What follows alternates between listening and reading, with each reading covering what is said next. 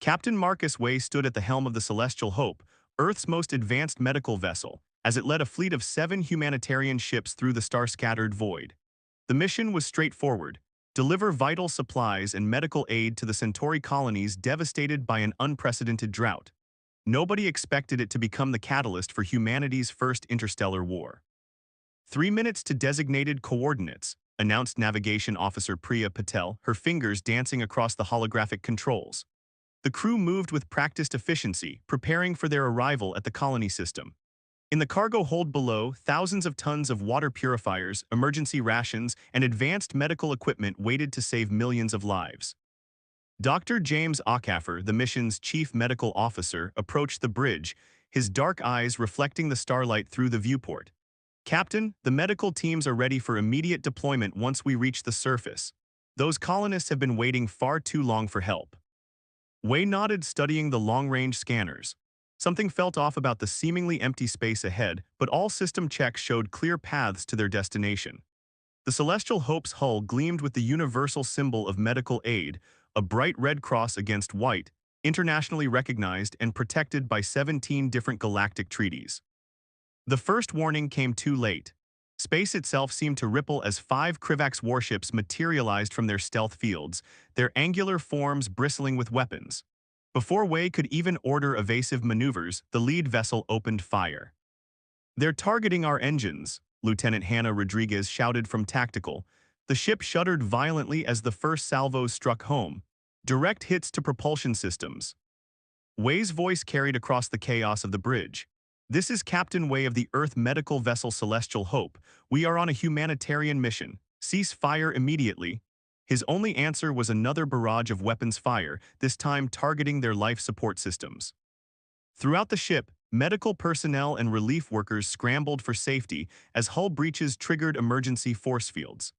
Dr. Ockafer coordinated evacuation efforts from the medical bay, watching in horror as the other rescue ships came under similar attack.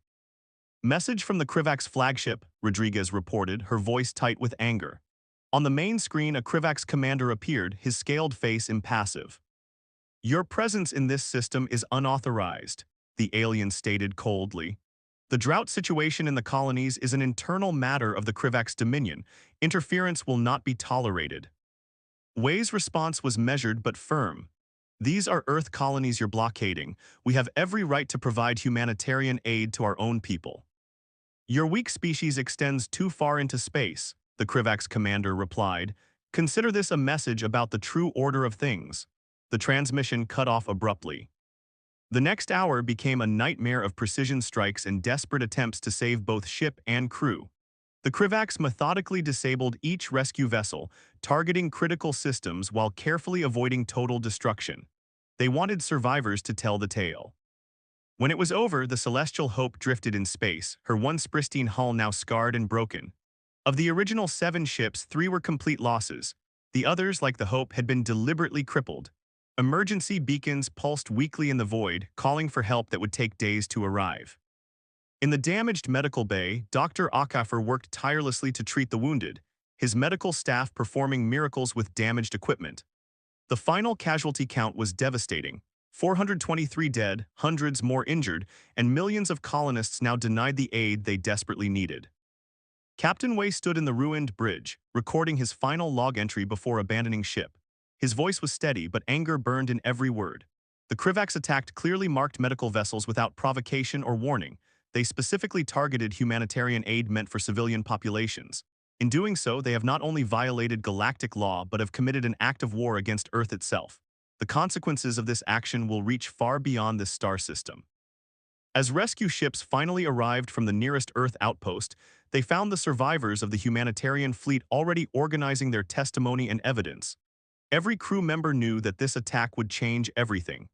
Humanity had extended its hand in peace and mercy, only to have it struck down with calculated violence. The message reached Earth hours later, transmitted through quantum channels that the Krivax couldn't intercept. In the halls of the United Earth government, the reaction was immediate and unprecedented. The attack on the Celestial Hope would become known as the day humanity's patience with alien aggression finally ended. As Way helped the last of his crew transfer to the rescue vessels, he looked back at his ruined ship. The Red Cross still stood out against the scarred hull, a symbol of mercy that had been met with cruelty. But in attacking Earth's humanitarian mission, the Krivaks had made a fatal mistake. They had assumed humanity's dedication to peace meant they were incapable of war. They would soon learn otherwise. In the orbital shipyards above Mars, General Diane Chen watched as construction drones swarmed around massive shapes hidden beneath quantum stealth fields. For 15 years, Earth had maintained the facade of a purely civilian space presence. Now that carefully crafted illusion was about to shatter. "Status report," she commanded, her voice carrying across the bustling command center. The holographic displays showed dozens of vessels in various stages of completion, their true nature hidden from even the most sophisticated alien surveillance. Colonel Raj Kumar stepped forward, his tablet displaying real-time updates from facilities across the solar system. Operation Sleeping Giant is proceeding ahead of schedule. The Titan shipyards have activated their final production phase. Europa Base reports all prototype vessels are combat-ready. The general nodded, her eyes fixed on the largest silhouette in the yard. The EDF Righteous, humanity's first true warship, represented technologies that Earth had developed in secret for decades. After the first contact wars 80 years ago, humanity had learned a harsh lesson about displaying military capability. Instead, they had built in silence, preparing for a day they hoped would never come. In the secure chambers of the United Earth Defense Council, the footage from the Celestial Hope played again.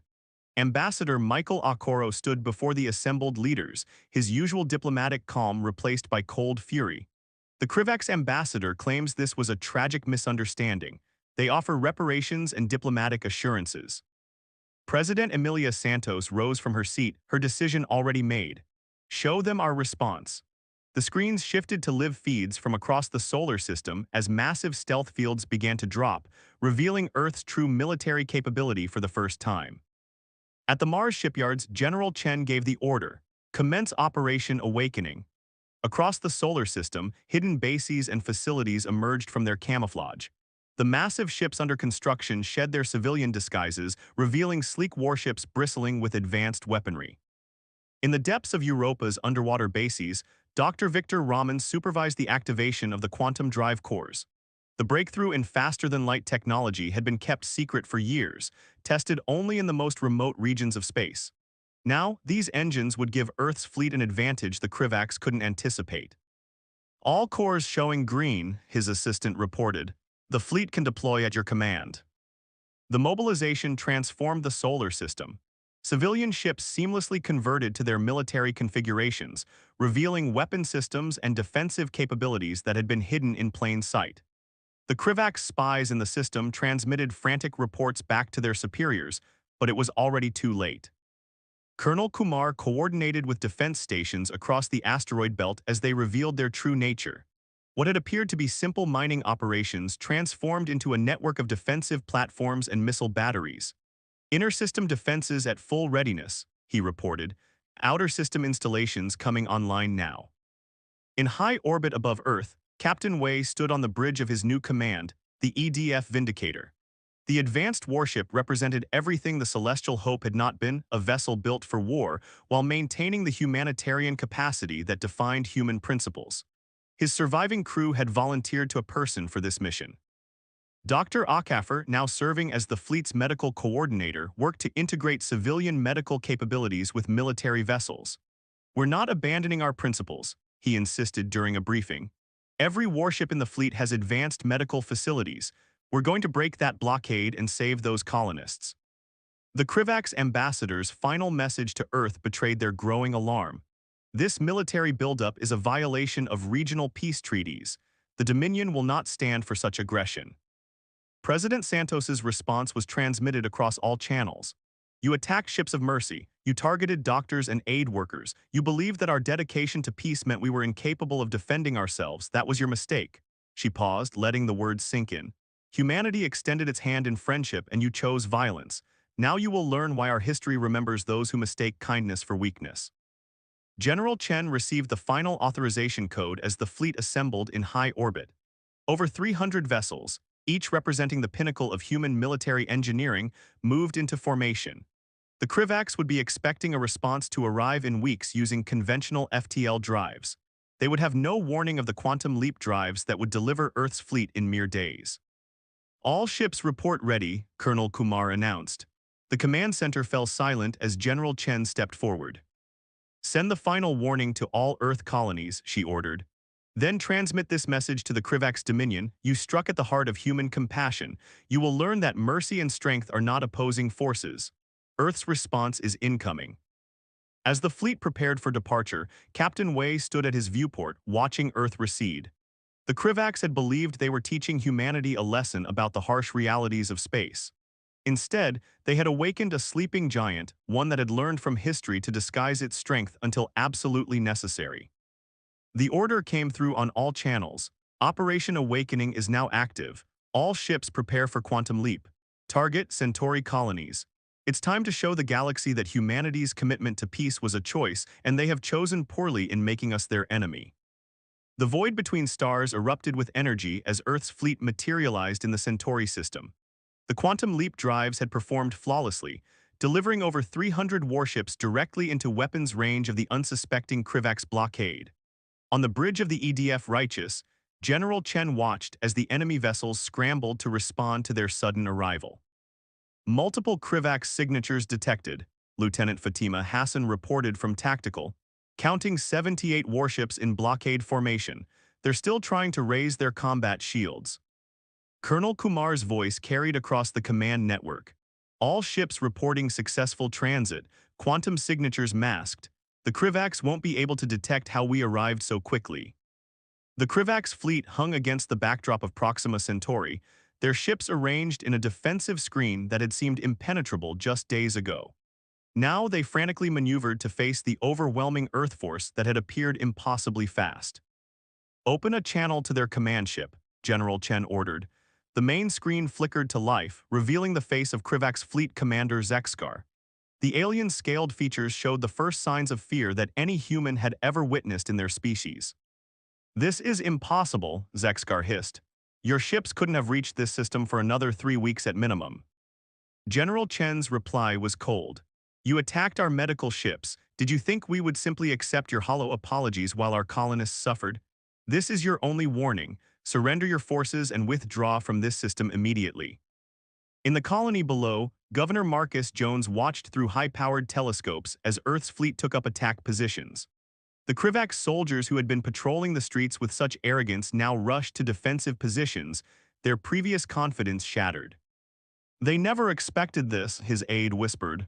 Look at the size of our fleet. Jones nodded, remembering the weeks of watching his people suffer under the blockade. They thought they knew everything about Earth's capabilities. They were wrong. In orbit, the Krivax commander had regained some of his composure. Your fleet's size is irrelevant. The Dominion does not surrender. We will not be intimidated by. Weapons free, General Chen interrupted, cutting the transmission. Priority targets are their command ships and blockade vessels. Captain Wei, your battle group has primary responsibility for securing a corridor to the surface for our medical ships.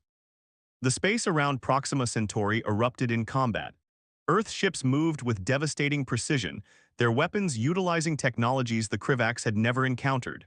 Quantum-phased plasma beams cut through Krivax shields as if they were tissue paper. Point defense systems swatted incoming missiles from space with pinpoint accuracy. Captain Wei coordinated his attack group from the EDF Vindicator, targeting the ships that had attacked his medical fleet days before.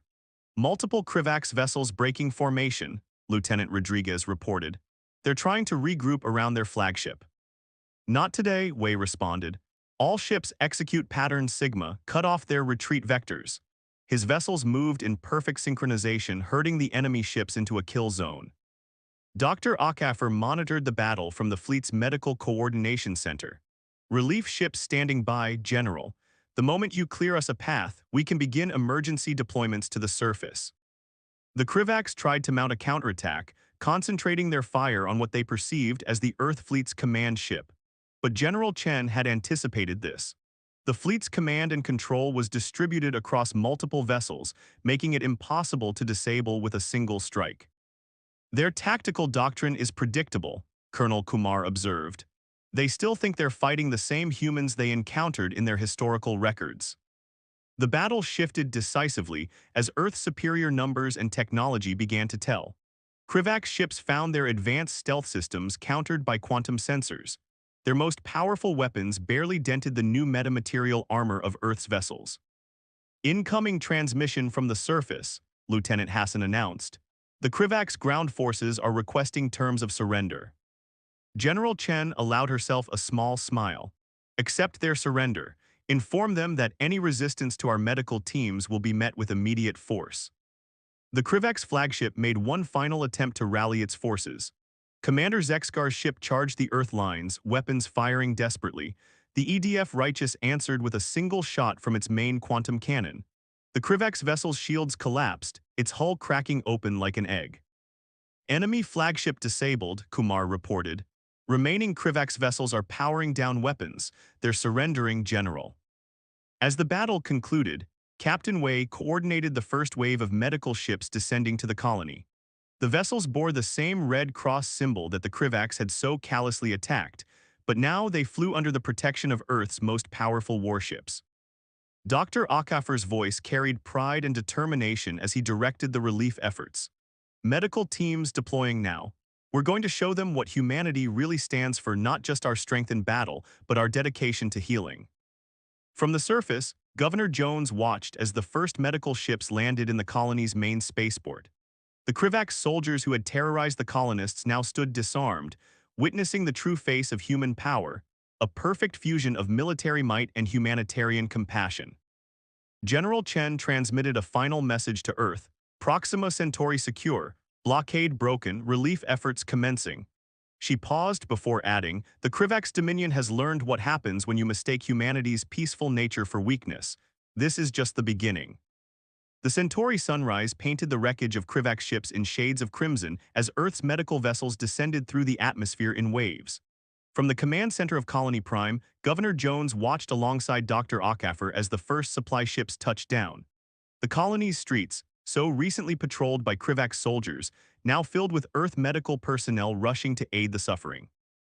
Initial assessments are worse than we feared, Dr. Akafer reported, studying the incoming data.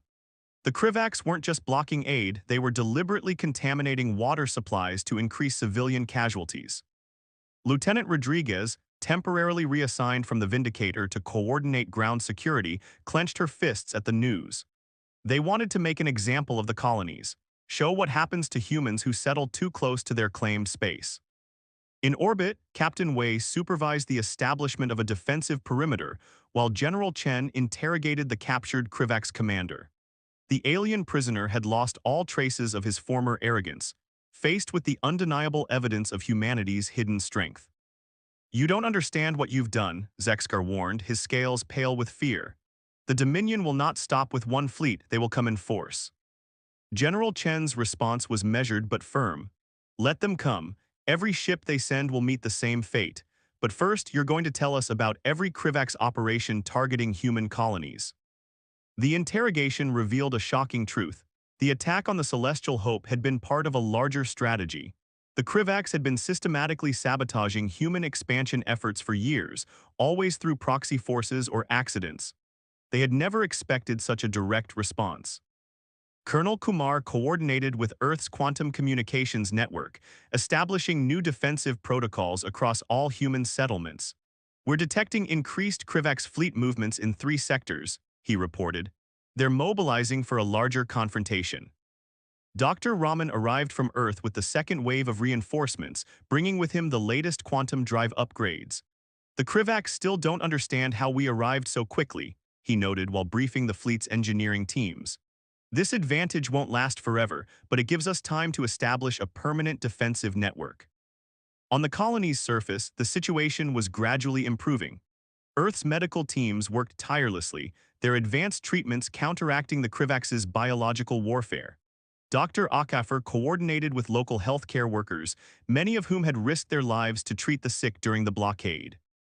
The Krivaks didn't understand human resilience, a colony doctor told him while treating patients.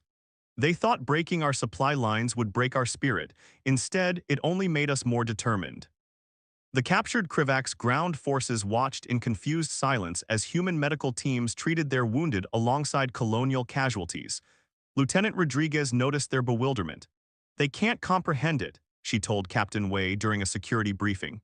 "The idea of helping their injured after what they did, it's alien to them." General Chen received the first diplomatic responses from other galactic powers. The Andorran Republic, long neutral in human affairs, requested an immediate conference. The Stellar Concordat, a loose alliance of trading species, suddenly discovered renewed interest in human technology partnerships. "They're reassessing everything they thought they knew about us," Ambassador Okoro reported from Earth. "Every intelligence service in the galaxy is trying to figure out how we hid our true capabilities for so long." The answer was simple, though few aliens would understand it. Humanity had learned from its own bloody history that true strength lay not in constant displays of power, but in the wisdom to keep such power in reserve until absolutely necessary. Captain Wei stood on the bridge of the Vindicator, watching as construction ships began establishing permanent defensive installations around the colony. "The Krivaks thought they were teaching us a lesson about galactic politics," he mused to his crew. "Instead, they learned one about human nature." Dr. Raman's engineering teams worked to adapt the quantum drive technology for colonial defense systems. "We're not just protecting these colonies," he explained during a progress briefing. "We're changing the fundamental balance of power in this sector of space." The evidence recovered from captured Krivaks databases painted a clear picture. The Dominion had been expanding aggressively for centuries, always targeting species they perceived as weak or technologically inferior. Humanity's peaceful expansion had been interpreted as a sign of vulnerability, a fatal miscalculation. Governor Jones addressed his people as the first wave of emergency aid was distributed. "The darkest days of the blockade are over," he declared. "But this crisis has taught us something vital. The galaxy must understand that humanity's preference for peace is not weakness, but a choice. And when that peace is violated, our response will be overwhelming." In orbit, General Chen received word that the Krivaks Dominion's ruling council was requesting emergency negotiations. Their diplomatic language had changed dramatically. Gone were the threats and condescension, replaced by careful acknowledgement of humanity's previously unrecognized military significance. "They still don't understand," Colonel Kumar observed, reviewing the transmission. "They think this is about military power alone. They haven't grasped that we beat them because we were fighting for something more than territory or pride." Dr. Okafor perhaps understood it best. Standing in a newly reopened hospital wing, watching human and colonial medical teams working side by side, he explained it to a group of confused Krivaks prisoners. "Your leaders thought that because we focus on healing, on helping others, we must be weak. They never understood that this is the source of our strength. Humanity's greatest power isn't in our weapons, it's in our unwavering determination to protect and care for our own." The message being broadcast across the galaxy was clear. Humanity had emerged as a force to be reckoned with, not through conquest or intimidation, but through the defense of their most fundamental principles. The galaxy would never look at human medical ships the same way again, not as symbols of weakness, but as reminders of the sleeping giant they had awakened. 1 month after the Battle of Proxima Centauri, the Grand Council chamber of the Galactic Concordat fell silent as Ambassador Okoro took the podium. Representatives from 37 spacefaring civilizations watched intently as humanity prepared to announce its new position in interstellar affairs. "For centuries," Okoro began, "humanity has been viewed as a minor power focused on peaceful expansion and humanitarian missions. Recent events have proven this assessment incomplete." Behind him, holographic displays showed Earth's fleet in formation around their colonies, a testament to power held in reserve. In the Centauri colonies, the evidence of Earth's dual nature was on full display. Dr. Okafor led a team of xenobiologists through the newly established Interstellar Medical Academy, where alien medical students now trained alongside humans. Through the facility's windows, they could see the sleek forms of Earth warships patrolling the system. "The integration program is exceeding expectations," he reported to Captain Wei, who had taken command of the system's defense force. "Even the Krivaks have sent medical observers. They're finally learning that advanced medical knowledge and military capability aren't mutually exclusive." General Chen, overseeing the transformation of Earth's revealed military presence, coordinated with Colonel Kumar as they established new protocols for their now public fleet. "The quantum drive technology has changed everything," Kumar noted. "No colony will ever be out of reach of immediate assistance again." The Krivaks Dominion, humbled by their defeat, had sued for peace under terms that would have been unimaginable months earlier. Their ruling council, facing internal upheaval over their strategic blunder, had been forced to acknowledge humanity's protected zones around all colonial territories. Dr. Raman's technological breakthroughs had reshaped the balance of power. The quantum drives were just the beginning, he explained during a briefing at the newly established Earth Defense Academy. We've revealed maybe 10% of our advanced technology. The rest remains in reserve, a reminder that humanity still believes in peace through strength. Lieutenant Rodriguez, promoted to security commander of Colony Prime, worked alongside former Krivax soldiers who had chosen to defect after witnessing humanity's dual nature. They're still amazed, she told Governor Jones. The idea that we could be both warriors and healers, it's revolutionizing their entire cultural outlook. The changes rippled across known space. Trade routes shifted as species sought closer ties with Earth. The Andorran Republic signed unprecedented technology exchange agreements. Even the notoriously isolationist Stellar Concordat requested permanent diplomatic relations. Humanity's emergence has created a new paradigm, Ambassador Okoro continued in his address. We demonstrate that advancement need not come at the cost of compassion, that strength does not preclude mercy, that the ability to wage war does not diminish our commitment to peace. In Earth's orbital shipyards, General Chen oversaw the construction of a new class of vessels. These ships carried both state-of-the-art weapons and advanced medical facilities. The Krivax taught us a valuable lesson, she told her staff. Never again will we have to choose between defense and humanitarian aid. Every ship will be capable of both. The recovered Krivax intelligence revealed how deeply they had misunderstood humanity. Their reports had dismissed human technological capabilities, interpreting their focus on medical and civilian projects as evidence of military weakness. They had failed to grasp that humanity's greatest strength lay in its balance of capabilities. Dr. Okafor's Interstellar Medical Academy became a symbol of this new paradigm. Every graduate, he explained to a group of alien dignitaries, is trained in both healing and defense. We teach that the strongest shield is one that protects not just ourselves but others. Captain Wei, standing on the Vindicator's bridge, watched as another convoy of medical ships departed for distant colonies. Each vessel now carried both humanitarian supplies and advanced defensive systems. We're not just changing how the galaxy sees us, he observed. We're changing how they see themselves. In the colony's central plaza, Governor Jones unveiled a memorial to those lost in the blockade. The monument depicted a medical ship rising from broken chains, its surface bearing both the Red Cross of Healing and the Sword of Defense. This represents who we are, he declared to the assembled crowd. A people dedicated to peace but ready for war. A civilization that values life above all else and will fight to protect it. The transformation of human space continued at an unprecedented pace. Colonial defense networks expanded, incorporating both military and medical facilities. Earth's fleet grew, each new ship embodying the dual nature that had caught the Krivax so off guard. Trade flourished as species sought to align themselves with humanity's rising influence.